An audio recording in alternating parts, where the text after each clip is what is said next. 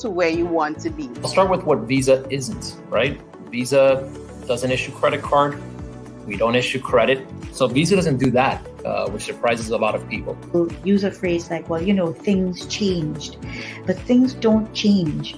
People change things. All the legislation that has been passed, somebody advocated for that. And so International Women's Day is to commemorate that history of women making change. Several of the banks have started to migrate their existing debit card portfolio to chip and pin EMV technology. So the SMEs are going to benefit from a wide range of customers who previously did not have a credit card, but only had a debit card.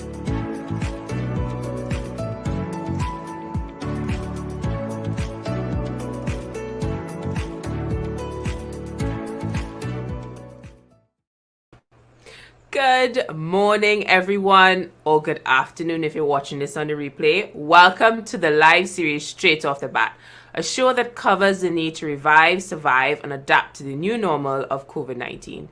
Join us on Thursdays as we speak to individuals across the financial industry who will help us, because I've learned so much as well, understand financial literacy and education.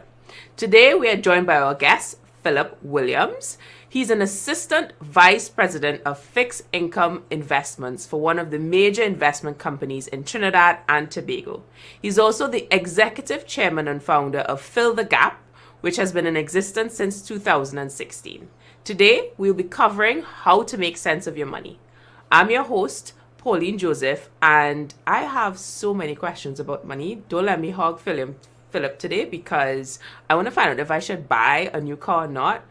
And I want him to tell me. So, but we do have a Q&A at the last 15 minutes. So stick around. I'm sure you want to get this best price, which is free. We're getting his time for free. But before we start and bring him in, make sure to like the Facebook page or follow. I mean, you may not want to like it, but that's fine. Follow it so you can get a notification when we go live, as well as we just recently joined YouTube. For those who are weirdly not on Facebook, hi, that's okay. We have you covered.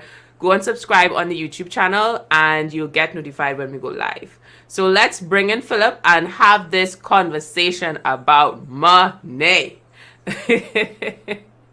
Hi, Philip. And I know a lot of folks are joining because they saw your Instagram post. And those people, thanks for joining us live. Make sure to follow us so you can get future notifications.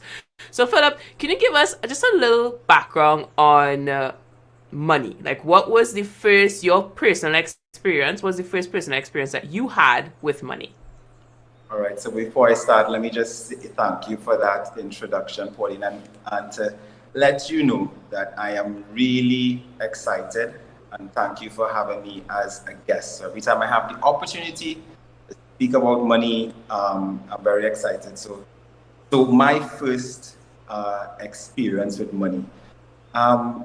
This will take me straight back to when I was a kid. So I guess at that time, it really wouldn't have been about having the latest shoes or clothes. It really, for me, it was about snacks.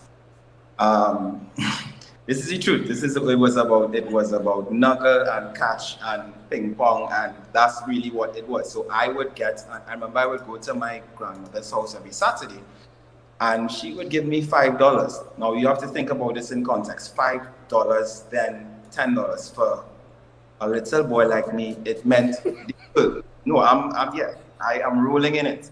So I would save my money every Saturday.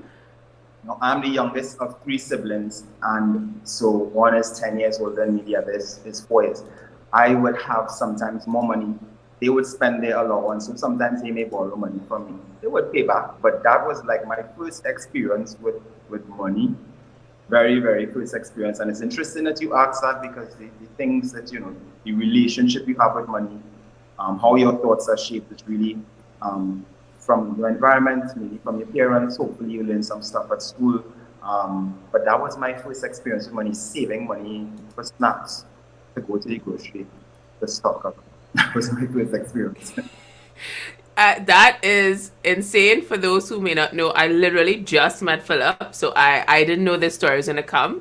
But we had a session with Tanya 2 weeks ago, and I said the exact same thing. My snacks was different. Mine was Bigfoot. recently they have spicy, but Bigfoot is lashing. And as soon as I got, $1, back then used to stretch further.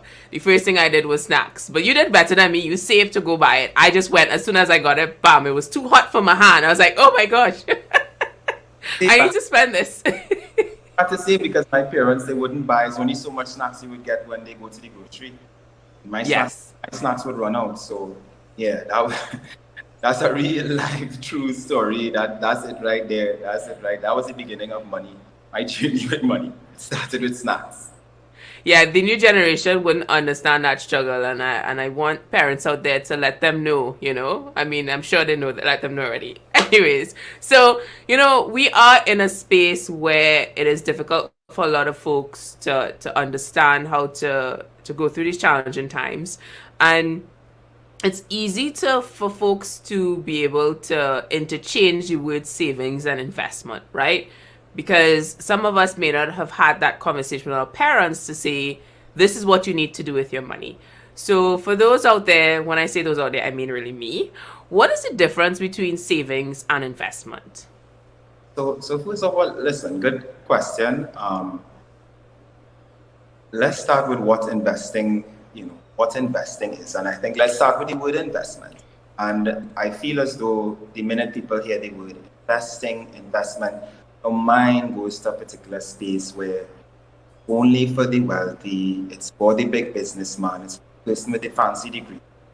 And if anybody has, if you have pen and paper out there's some things that you might want to jot down. I want to let you know that you can invest, right? You just have to believe in yourself. You can invest, and that is the way to grow your wealth. So investing is really taking the money that you work so hard for and getting that money to work for you. So it's putting it into an asset. And I know the question might be, what kind of asset? And we're going to get to that in this discussion, because you hear the words like stocks and bonds and mutual funds. And what does that really mean? We're going to break all of that down. But I want you to know that you can invest, and that is the way to grow your wealth. That is the step you need to take to position yourself for financial success, for financial freedom. Keeping in mind your financial situation is not someone else's financial situation, so you need to focus on you. So that's what investing is, very simply. Taking your hard-earned money, putting it in an asset, putting it somewhere for to get it working for you. Very different than saving. So sometimes the word savings and investing are used interchangeably. And the thing is, yes, it's putting money aside for a future date to get a return, but there's a vast difference. And the difference is, with investing, you are more looking way down the road. You're looking far down.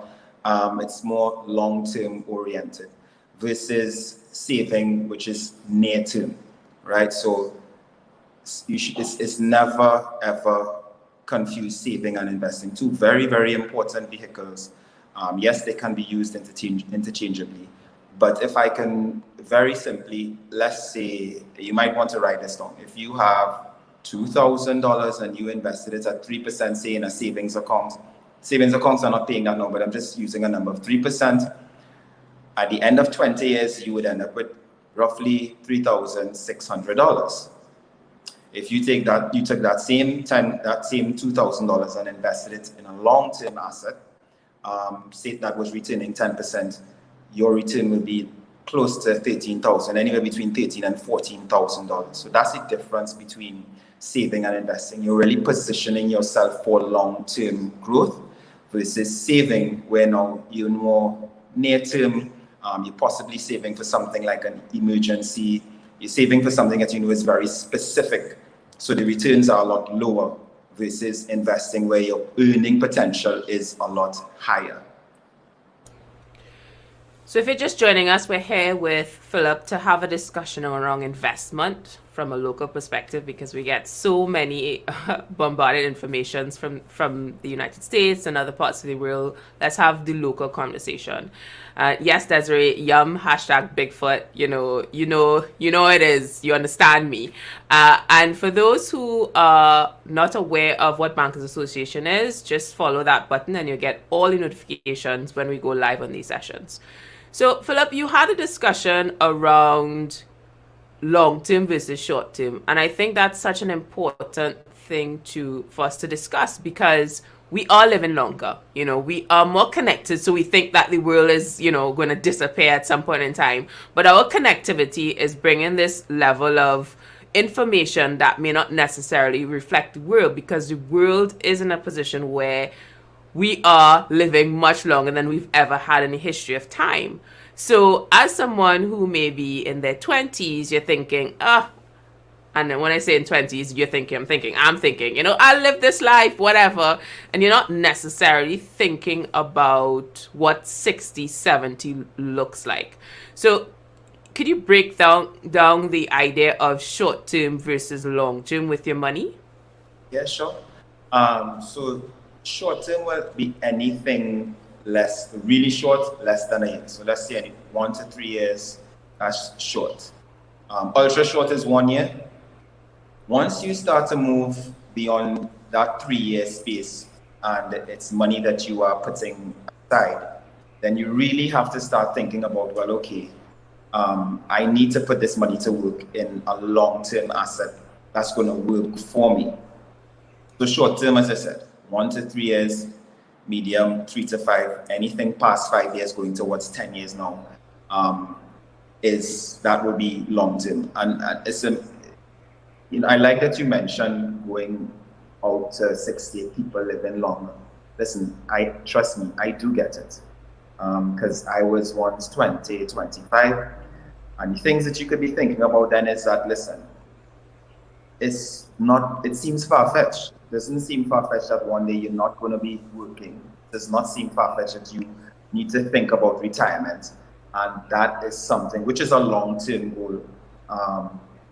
And it doesn't even necessarily have to be millennials or young people don't like to hear that word. So it may mean when you determine that, listen, I want to leave the workforce because I'm becoming a consultant, but at some point when your earning capacity is not where it was before, or you just want to have the luxury to chill out. Some people want to retire earlier. Somebody may want to retire at 40, 50. And that's what you need to start thinking about, positioning yourself, because that is a long-term goal. And it is doable in terms of but it depends on how you position yourself. So a short term, so to be a little bit more specific, something that you're saving for let's say towards the end of the year, money that you're going to need in a year, 2 years, 3 years. You don't want to put that money to work with something that is long term, because there's risk there, which we can get into. But that's to give you an idea in terms of short, medium, and long term. 1 to 3, 3 to 5, 5 and beyond. So what you're telling me is this idea of we're going to just live forever is just because, there's in your 20s, and yes, we young people, millennials, have this thing where, you're living life for now. And it's such a balance that I don't think we truly understand how we need to create a specific mindset for that, right? So, let's assume that you are taking the father role for a second and sharing with our audience what is the key mindset that a person in their 20s and 30s should take with getting their salary every month. What's the key mindset you would share with them? This mindset is, mindset is everything. Once you have the right mindset and you combine that with the knowledge, that's what this discussion is about, but mindset. Because a lot of finance, personal finance, the easy part is what people think is technical. So we started off the conversation talking about investing, and that sounds, the real tricky part is the mindset. It's the behavior, it's the decisions that we make. And trust me, I get it, as I said, totally get it. So I was once 20, 25. The mindset that you need to have when you are 20, 30 is one that, listen, these are my best years. I would like to position myself. I want, yes, the whole phrase of YOLO, you only live once. You don't want to ruin it all. So to me, with that is you have to have some balance in it. And the mindset sometimes within living is finding that place of comfort, your simple pleasure, so that you do the things that you like. You don't feel as though you're living a boring life, but you can't blow it all, or you should not blow it all, which is very easy. It's very easy to do that in your 20s. But I think if every 20 or 30-year-old understood, the sooner that they start preparing for their future, that within those years, you give yourself a huge shot, the best shot at achieving these goals. So the first thing, I'll ask the question, who do you pay first? Who are you really paying first? Are you paying the grocery? Are you paying the telephone company? Are you paying the gym? Are you paying, places I don't want to name drop, but the things that we like to do, or that are you paying those entities first, or are you paying yourself first? Now, paying yourself first, I just want to just clear this up, because somebody might say, well, that sounds so selfish, but paying yourself is really having a line item, allotting a certain amount of money that listen, this is for my future self. I am paying myself so that later down the road, my future self is going to say, thank you so much. Thanks for doing this.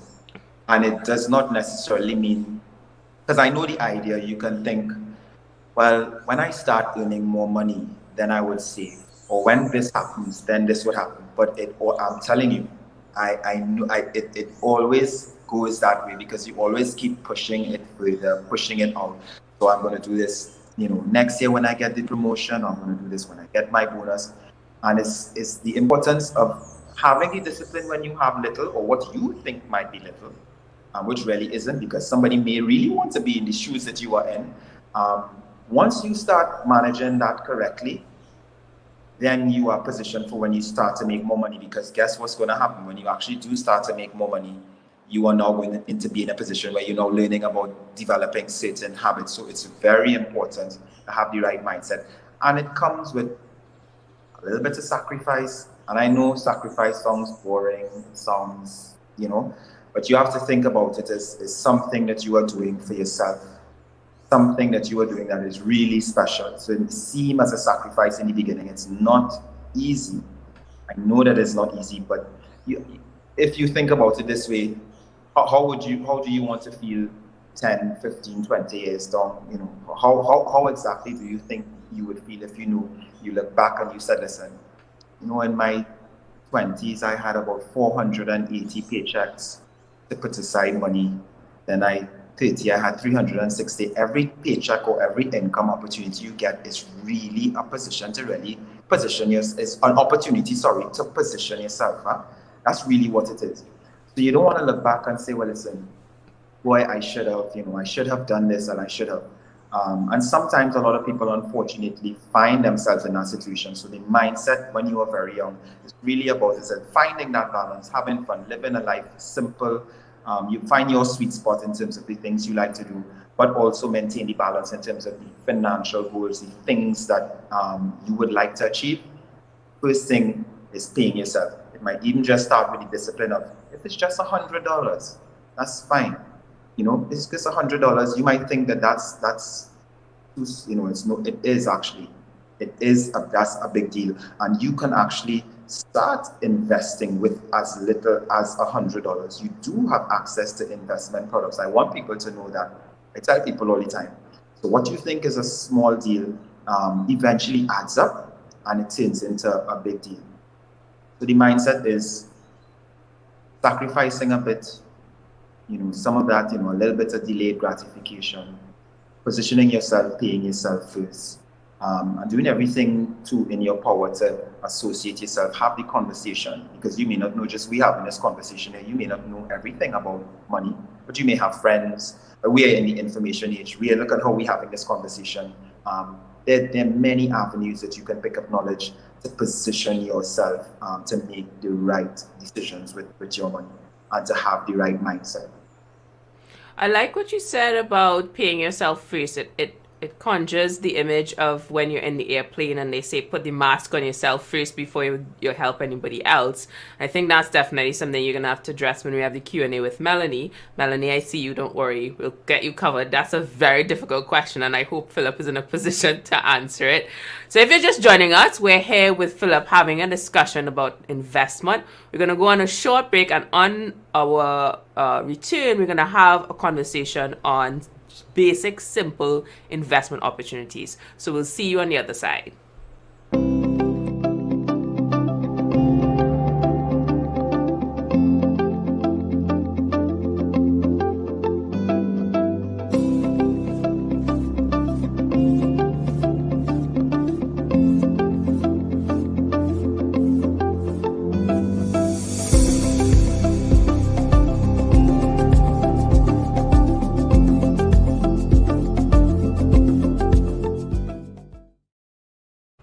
Welcome back to Straight Off the Bat. We're here with Philip having a conversation about investment opportunities because it can be a bit overwhelming, as Melanie has in the comments, being afraid of equity products. I'm like, girl, I don't even know what equity products mean. So that's why we have Philip here to have that conversation.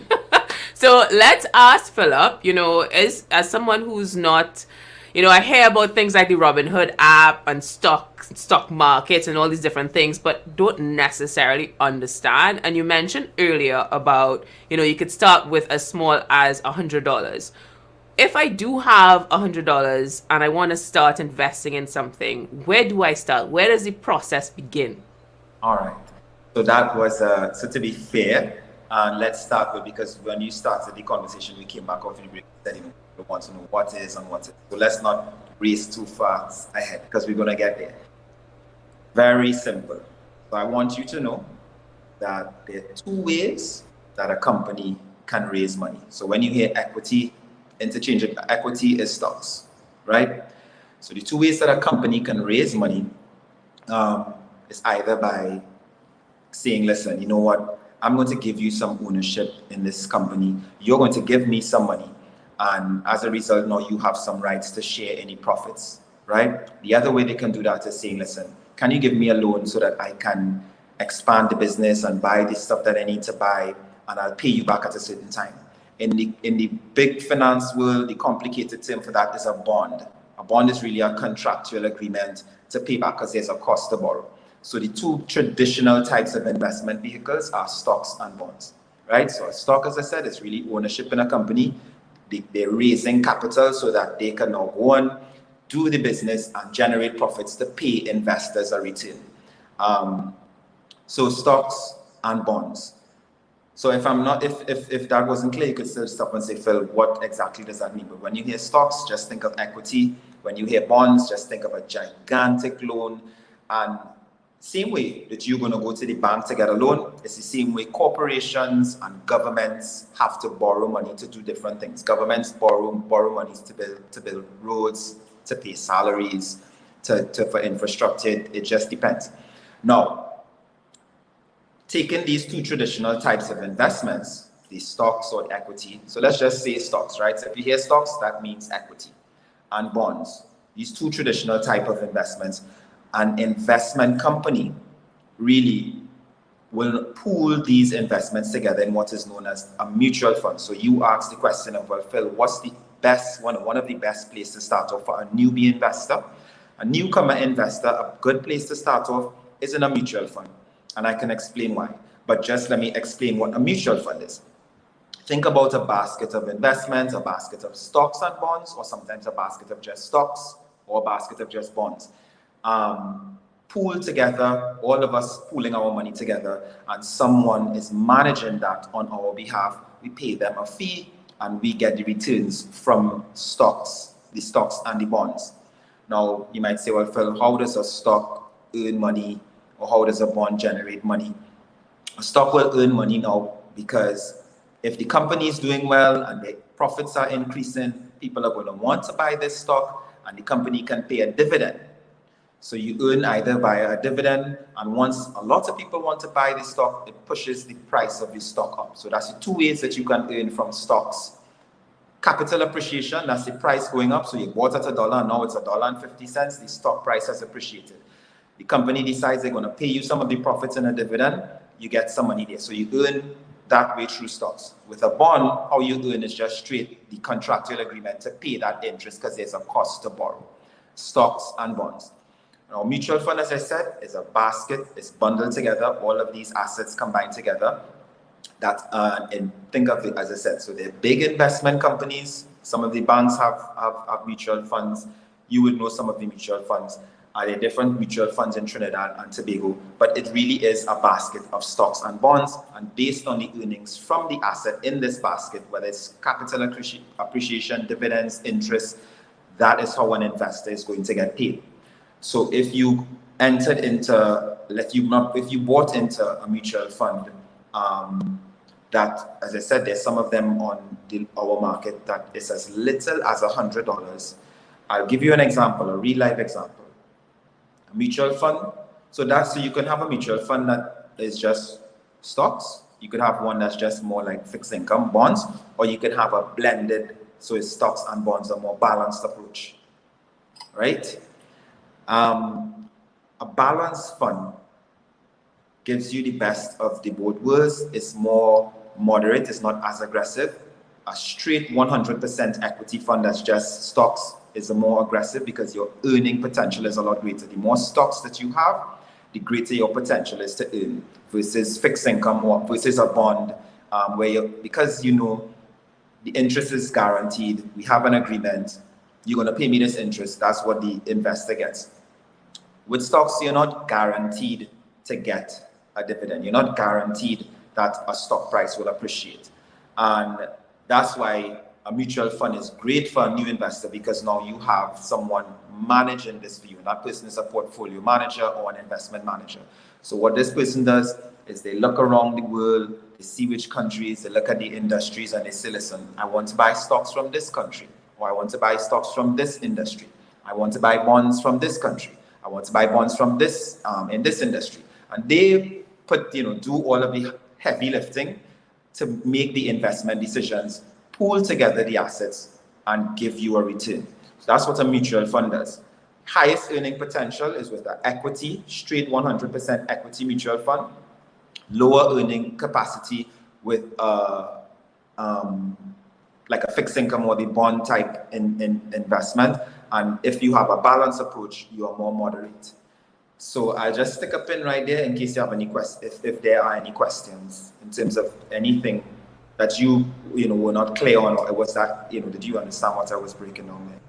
I may have to replay it again because I was like researching terms as you were speaking. I was like, what does this all mean? But it's fine. It's okay. We'll have a Q&A because I have some questions from Radhika as well as Melanie. So we'll definitely come back to a few of those things. I just want to echo something that Jamelia said. Sacrifice is important to achieve your happiness, especially when we want to be as happy for as long as possible. So I know you had a discussion around stock, and on your Instagram, I saw something around the stock market, right? So can you elaborate, if I were to go onto the Trinidad Tobago Stock Exchange, what am I looking for? What type of conversation should I start with if I were to hire somebody to Brokerage? What conversation should I have? So now the conversation is shifting. So for someone who says, listen, I'm not, I want to take on some more risk, and I have enough mutual funds, so I don't want to invest in a mutual fund, and I want to invest directly in stocks on the local stock market. Well, the first thing that you need to know is really you need to ask yourself, answer the question honestly. And if you can't, you rely on someone else's advice in terms of, am I really in a position to be investing in stocks? That's the first thing I want you to know. Because I know the anxiety of being anxious to have that earning capacity. But if you are in a position where, let's say you have very high or very expensive credit card debt, then it will be in your best interest to pay down that credit card debt first before you start investing in stocks.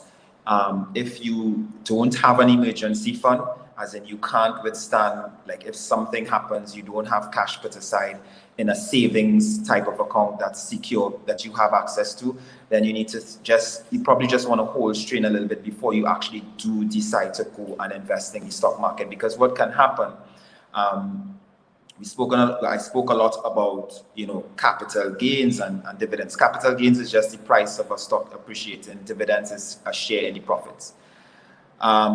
Because stocks fluctuate for different reasons, a stock price goes up, stock price goes down, that is the risk in it. You can put $1 in, and next week it is 95 cents. But then next month or next 6 months, it's $1.50. Because there's volatility, you have to be prepared to take that risk. That's the first thing. But to be more specific and answering your question, once you recognize, okay, listen, hey, you know what? I have sufficient emergency funds. I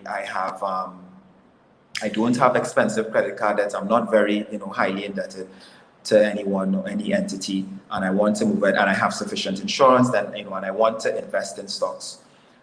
The first thing what you would need to do is open a brokerage account. And when you go on to, so if you go to the stock exchange website, there's a list of the 6 brokers there. So the commercial banks do offer this service. It's a separate service. So it's the commercial banks that we know about, they offer brokerage services as well as their independent brokers.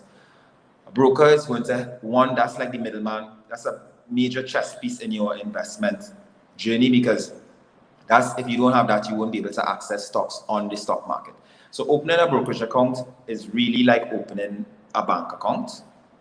It's similar. It's the same know your customer stuff. So they're going to ask you for 2 forms of ID. They're going to ask where you work, or if you're self-employed, they're going to ask you for some information that you need. I actually did a post on Fill the Gap on where to go to, where you can find this information. All of the stuff that you need, it's actually on the Fill the Gap Instagram page. So it's a very good question.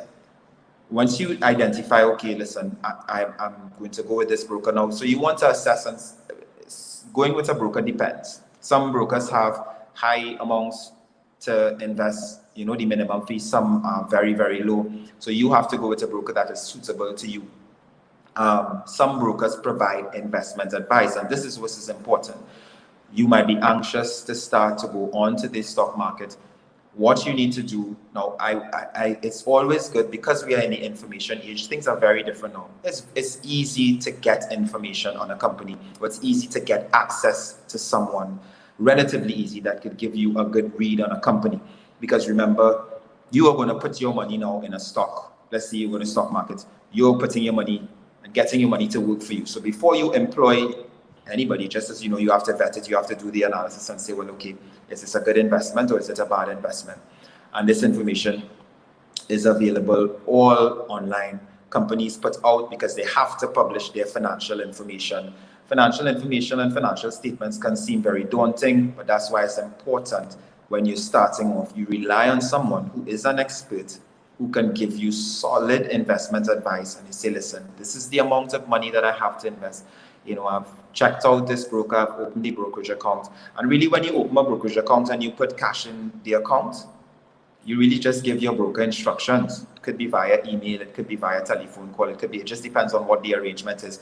And you say, hey, I would like you to buy X shares on the stock market for me, please, thank you.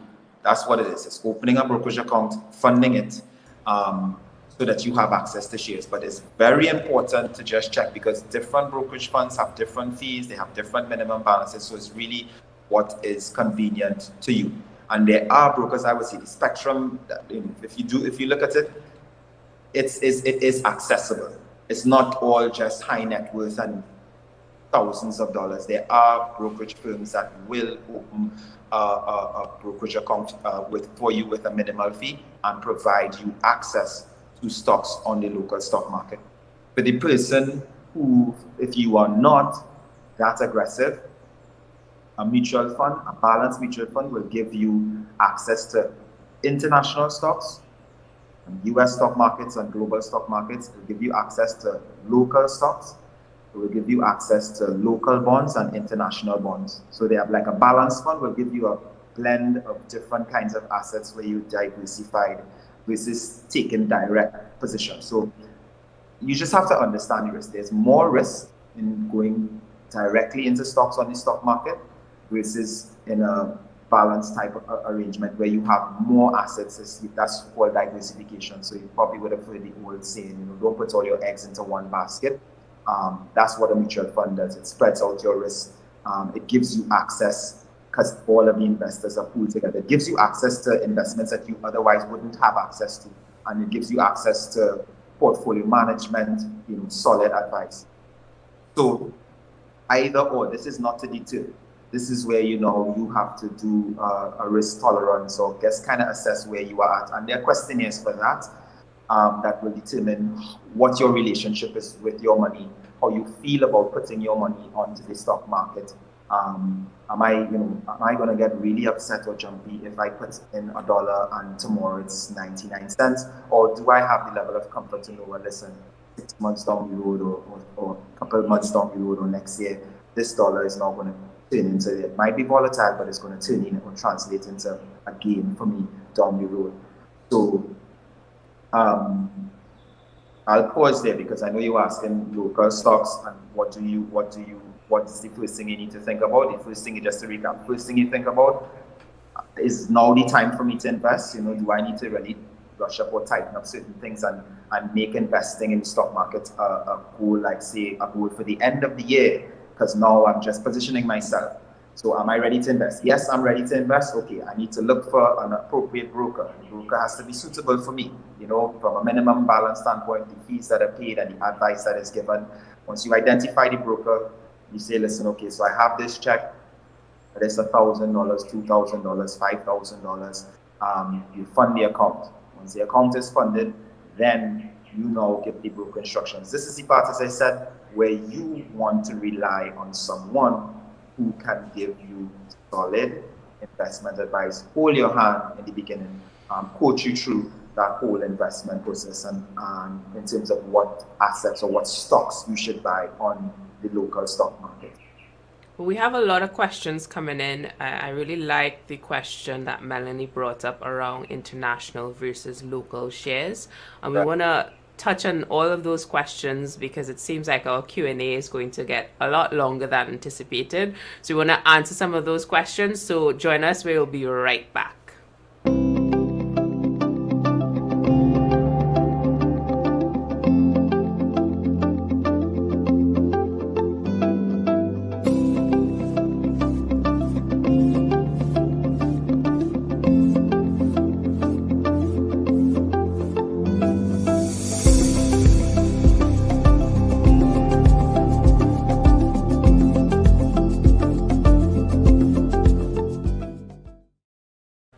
Hi guys, if you are just joining us, this is the Straight Off the Bat show, a show that covers the need to revive and survive to whatever normal this is with COVID-19. And if you have missed the first 20 minutes of this session, please go back on the replay. It has been invaluable information that I've learned from Philip, who is an assistant vice president of a fixed income investment company for one of the local companies in Trinidad Tobago, and his wealth of knowledge, pun intended, is something that we all need to figure out how to manage our money, right? Because it's not something that unfortunately we were taught when we were in school.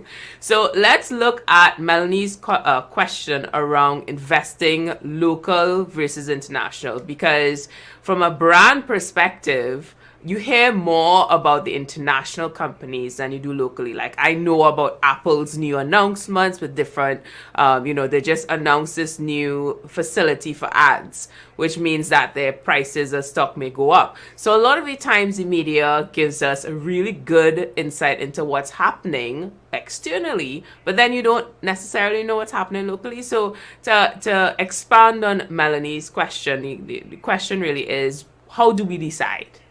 Okay, very good question, Melanie. And the answer to that question is really, what do you have access to? So some people have access to a whole lot of US dollars, and some people have access to only TT dollars.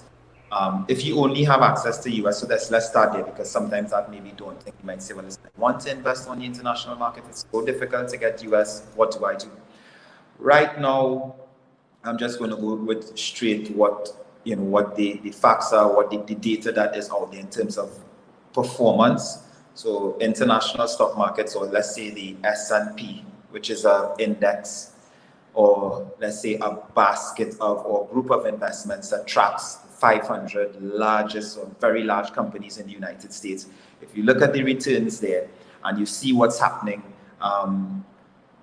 with where the economy is going, because the Biden administration, they're pumping a lot of money into the system. and that has been boosting stock prices. So the U.S. stock markets in particular have been on a high early this year, and even during COVID has been on a high. Locally, our situation, one, is not that different. So it's two different markets, because here our market is thin. It's anywhere close to around 30 plus securities, say stocks. So it's not as vast. Our stock market is not as sophisticated. So how stock prices react to information is not how stock prices and how volatile, how things are in the international market. But if you have access to US dollars, then it would make sense definitely to invest in US stocks or international stocks, definitely, if you do have access to US dollars. There's opportunity on the local end. So I don't want to say it's bad to invest in Trinidad and put all your money in the United States, because that is not the case. Because you may very well end up with a situation where you have TT dollars that you now have to put to work for you. And what you have to think about is inflation. Over time, prices rise. I mean, inflation is pretty low right now, but over time, prices rise, and that is going to eat away at your purchasing, the power of your dollar, basically. And investing in stocks on the local stock market protects your dollars from inflation eating away at it. So if you have TT dollars to put that you can put to work, it's a great opportunity because of where our stock market is right now. So it was in negative territory, closed the year in negative territory at the end of 2020. But as of a couple of weeks ago, coming into 2021, it still was negative. But as of right now, our local stock market is positive. And that's a good sign. I'll tell you why it's a good sign. Because stock markets generally tend to be a leading indicator of what is going to happen. Generally, it doesn't always pan out that way, but generally, because it says, okay, if investors have a favorable view of Trinidad and the local stock market is heading into positive territory, it suggests that investors are looking forward to what is coming. So they are positioning themselves.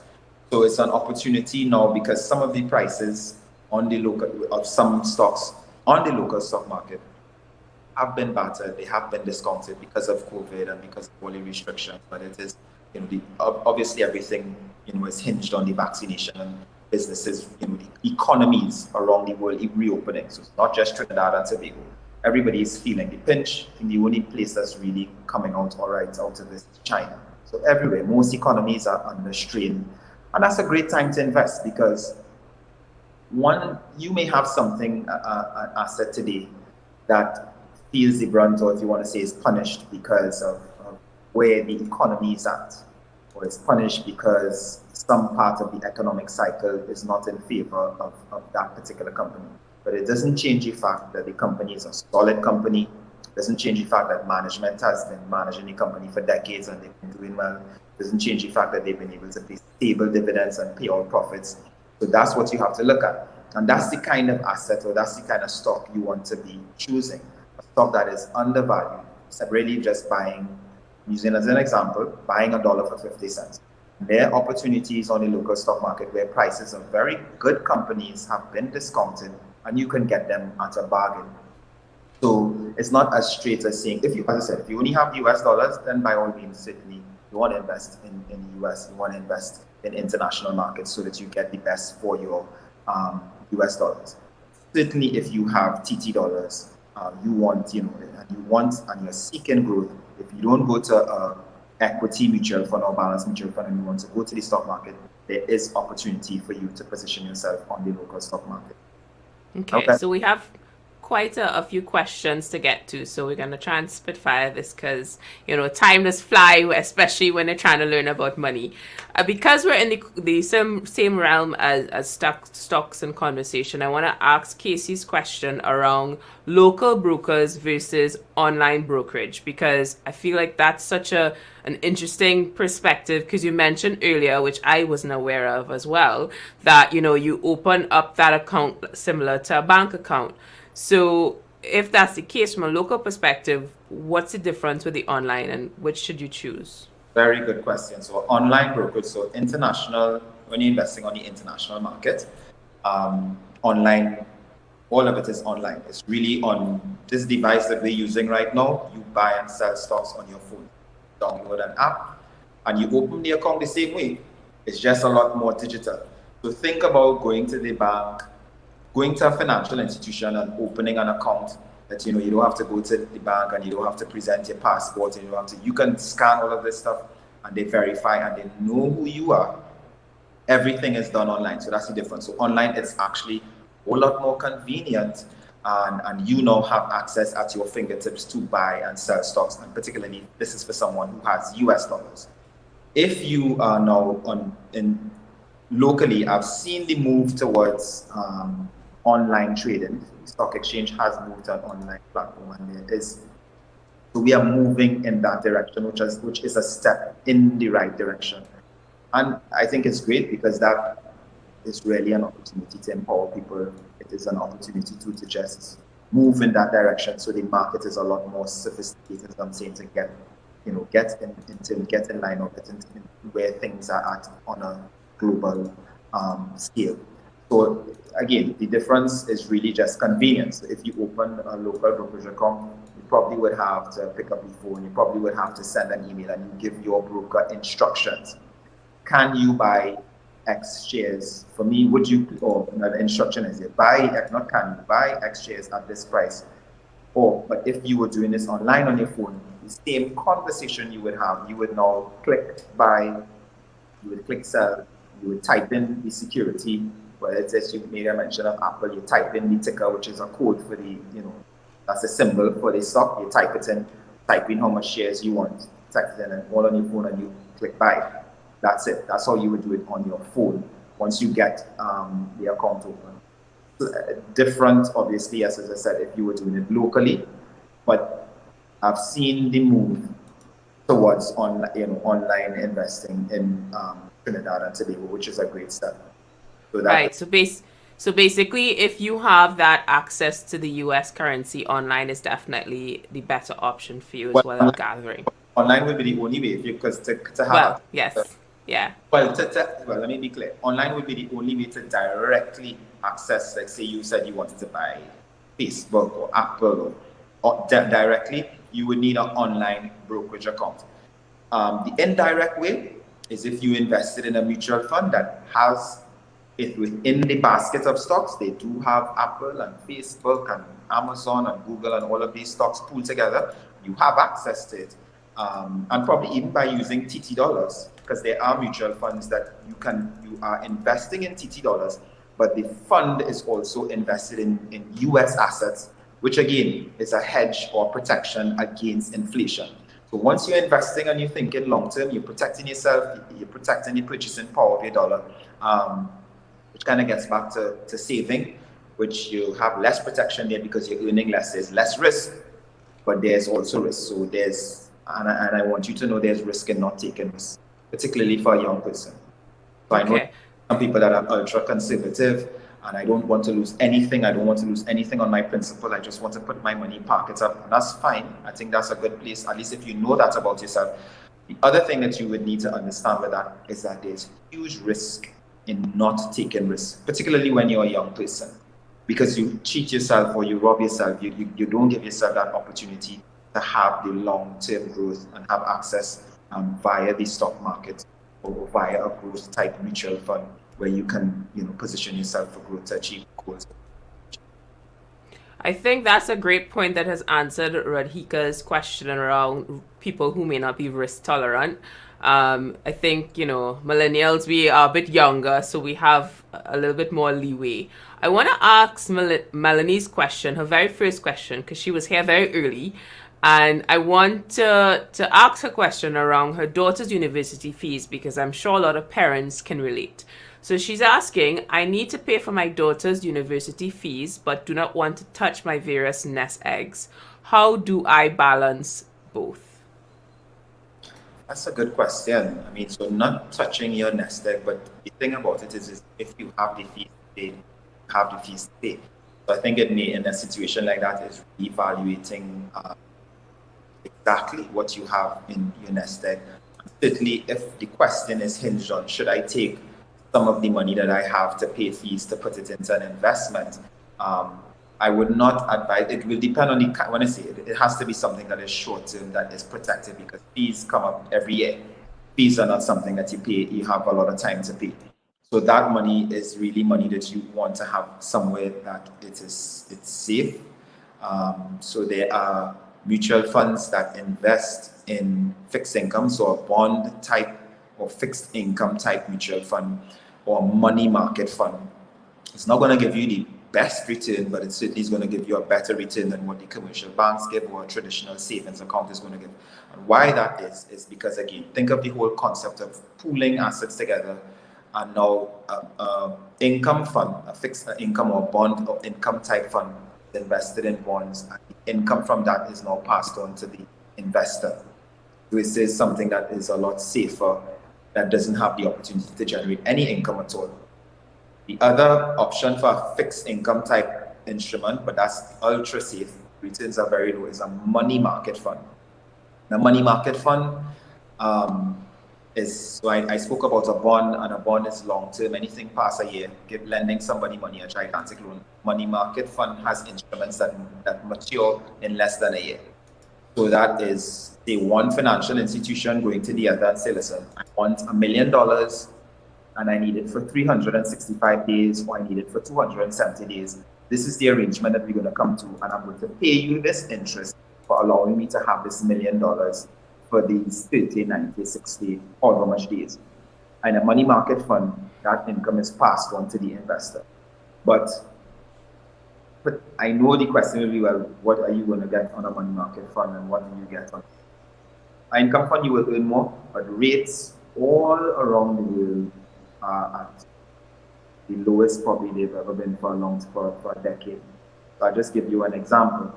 So that's why it's important to know how you are positioning your money, because traditionally, or I would say 10 years ago, let's say 15 years ago, if you parked your money in an income fund or even a money market fund, you would be earning a lot more than you are earning today. So that is something to think about, because interest rates are, as I use the example of the United States, the benchmark rate is 0 to 0.25%. And US, this rate kind of sets the tone for rates around the world. The rate that in Trinidad and Tobago that sets the rates for the banks is known as the repo rate. It's at 3.5%, and it's been there for some time. So rates are very low, and fixed income type securities, particularly money market funds, are paying low rates because of what's happening around the world. So central banks have lowered rates so that the economy can be stimulated, so that people possibly hopefully take more loans, because it's much cheaper when rates are lower to borrow. And that is one of the tools that central banks around the world use to set rates and to stimulate the economy. So not to diverge and get too complicated, rates are very, very low. So you have to be mindful of that when you're putting your money in a money market fund or an income fund. Also have to be mindful of the fact that if it is you need these funds within a year, you don't want to be putting that money at risk in stocks or in a fund that is going to fluctuate, and then now the principal could be a little lower than you anticipated at the end of the year, and you don't have the time to wait for it to recoup the losses. I hope that answers it. Well, our comment section is proof that our audience is way smarter than I could ever aspire to be, because some of these questions I'm like, what? But I'm going to ask them. Rahika seems to be a bit risk adverse, because she wants to know, how often should a mutual fund investor review their portfolio to determine if changes are necessary? Very good question. Very good question. So, I mean, somebody might be ultra meticulous, and you might look at the price. So your mutual fund is mandated to put out the price every day. Most mutual funds, price will be in the papers, or it's going to be on the website somewhere. You could check that every day. Chances are it's not going to have any drastic change, but certainly, for the very least, on a quarterly basis, you want to look and see how the fund has performed over a quarter. If you don't have the quarterly information, definitely semi-annually, and it should never be, well, definitely you want to know what happens at the end of the year. But I will say a good gauge, a good benchmark is a quarterly review to see, well, okay, the mutual fund is performing this way, and ask the reason why. So not because the mutual fund is not performing the way you expect it to perform. You might want to get the background information as to why the fund is performing that way. but things are not that great in the economy. Stock market is down. So, you may want to either A, hold strain, or B, say, I'm going to take on more risk. It just depends. But certainly quarterly is a good time. Quarterly review is a good benchmark to monitor your investments and see if any changes need to be made and if you are on track to achieving the goals that you would like to achieve. But it doesn't mean that because you're not quite there or it doesn't perform the way you want it to perform, that doesn't mean that you jump out. Definitely means that you start asking the questions that you need to ask, more forward-looking questions to the investment advisor regarding what should I expect 6 months out? What should I expect in 2022? What should I expect in terms of the performance of this fund? And this is really important. I think a lot of times people park up their money and they say, well, okay, I just put this here and because a lot of times I ask people, so what do you have? And they say, well, I have this mutual fund, and I don't, I say, so which fund is it? Is it a long-term fund? Is it a short-term fund? Well, I really don't know. And I said, well, okay, that's something that you need to know because that's how you're going to know if you're well positioned. So staying on top of your money, minding your business, because you are like a business, minding your business, very ultra important, and quarterly is a good time to do that. Okay, so we have the last question because we have to wrap up in a bit. Casey wants to know which is the best savings vehicle to save your emergency fund? Good question. I would say an income fund, Casey, and I'll tell you why. Why? Because you're going to get a higher rate than you put into like a commercial bank account. You're going to have access to bonds on the international market. You're going to have access to bonds on the local market, corporate bonds, government bonds. And I said, I'm not trying to confuse gigantic loans that corporations take and governments take to handle the business, and they pay the investor. So an income fund is a good place but make sure that income fund you have access to ease of access and it's liquid. So if you want to get your money next week, tomorrow, or whenever, you have access to it with no penalties. The other option would be a money market fund. Reason I would go with the income fund over the money market fund, as I said, is because a money market fund rates are very, very, very low. Yes, your principal is more or less guaranteed. There's zero risk, or very, very little risk there. But you can take on a bit more risk with the income fund, have access to your capital if you need it for an emergency, and be fairly compensated for parking up this money and leaving it there, which could potentially be for some time because emergencies don't happen every day. So I will recommend an income fund first, or a money market fund, but definitely not a long-term fund like a equity fund or balance fund that has a lot of stocks in it, or investing in stocks is no place to put emergency money. Please don't do that. No place. So emergency money should be safe, so that you have access to it and you get a decent return and no major charges. Great advice. For those who are just joining us, you're definitely going to have to click on the replay because we're going to close off now with some closing thoughts from Philip. If you're just joining us, make sure to smash that follow button. And if you want to continue the conversation, if you scroll along at the bottom in the comments, you'll see Phil's connection to his Instagram account. He has really great information that is a best price. Like, you have no excuse but to follow him on Instagram and make sure that you get that information to have that fund for a rainy day, whatever that looks like, because who was expecting the life we're living right now? Anyway, so Philip, can you give us some closing thoughts for those who may not necessarily understand everything that you just said and want to be able to figure out what to do next? Can you give them some insight? Sure, no problem. And I'm going to end the same way I started. I want you to know that you can invest. It's not far-fetched. Investing is for you. It's not for the wealthy person. It's not for the businessman.